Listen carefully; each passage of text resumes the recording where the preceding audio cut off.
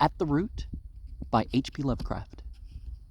To those who look beneath the surface, the present universal war drives home more than one anthropological truth in striking fashion, and of these verities none is more profound than that relating to the essential immutability of mankind and its instincts.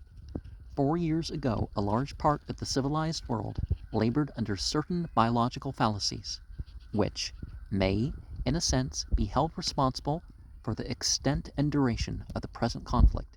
These fallacies, which were the foundation of pacifism and other pernicious forms of social and political radicalism, dealt with the capability of man to evolve mentally beyond his former state of subservience to primitive instinct and pugnacity, and to conduct his affairs in international or interracial relations on a basis of reason and goodwill.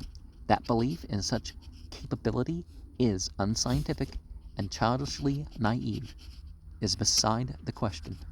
The fact remains that the most civilized part of the world, including our own Anglo-Saxondom, did entertain enough of these notions to relax military vigilance, lay stress on points of honor, place trust in treaties, and permit a powerful and unscrupulous nation to indulge unchecked and unsuspected in nearly 50 years of preparation for worldwide robbery and slaughter.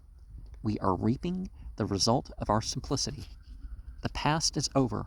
Our former follies we can but regret and expiate as best we may by a crusade to the death against the trans-Rhenane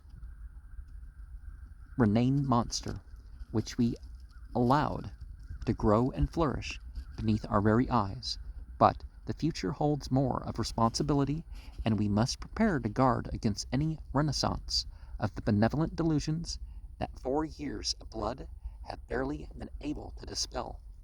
In a word, we must learn to discard forever the sentimental standpoint, and to view our species through the cold eyes of science alone. We must recognize the essential underlying savagery in the animal called man, and return to older and sounder principles of national life and defense. We must realize that man's nature will remain the same so long as he remains man, that civilization is but a slight coverlet beneath which the dominant beast sleeps lightly and ever ready to awake. To preserve civilization, we must deal scientifically with the brute element, using only genuine biological principles, and considering ourselves, we think, too much of ethics and sociology, too little of plain natural history. We should perceive that man's period of historical existence, a period so short that his physical constitution has not been altered in the slightest degree, is insufficient to allow of any considerable mental change. The instincts that governed the Egyptians and the Assyrians of old governed us as well. And as the ancients thought, grasped, struggled, and deceived, so shall we moderns continue to think, grasp, struggle, and deceive in our inmost hearts. Change is only superficial and apparent. Man's respect for the imponderables varies according to his mental constitution and environment. Through certain modes of thought and training, it can be elevated tremendously, yet there is always a limit. The man, our nation, of high culture, may acknowledge to great lengths the restraints imposed by conventions and honor, but beyond a certain point, primitive will or desire cannot be curbed. Denied anything ardently desired, the individual or state will argue and parley just so long, then if the compelling motive be sufficiently great, cast aside every rule and break down every acquired inhibition, plunging viciously after the object wished, all the more fantastically savage because of previous repression. The sole ultimate factor in human decisions is physical force. This we must learn, however repugnant the idea may seem, if we are to protect ourselves and our institutions.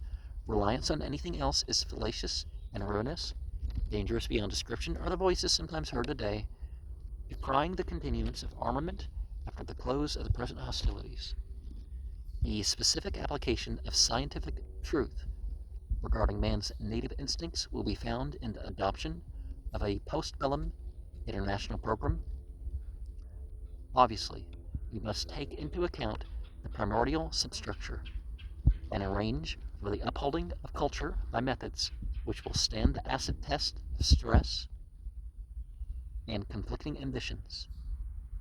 In disillusioned diplomacy, ample armament, and universal training alone will be found the solution of the world's difficulties. It will not be a perfect solution because humanity is not perfect.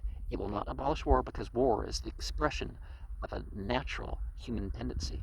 But it will at least produce an approximate stability of social and political conditions and prevent the menace of the entire world by the greed of any one of its constituent parts. And one thing that has happened 8 times because of rising sea level, once because of a volcano, and possibly some other times, most of humanity has been killed off by natural circumstances. Now we approach a time where that may not be the case, right? And pretending that our nature is not of certain things, that means that somebody else's nature is going to be twisted towards something. So it does help for us to prepare ourselves with certain strengths and skills that aren't needed at all times, but if they're needed at some time, it's good to have it around, right?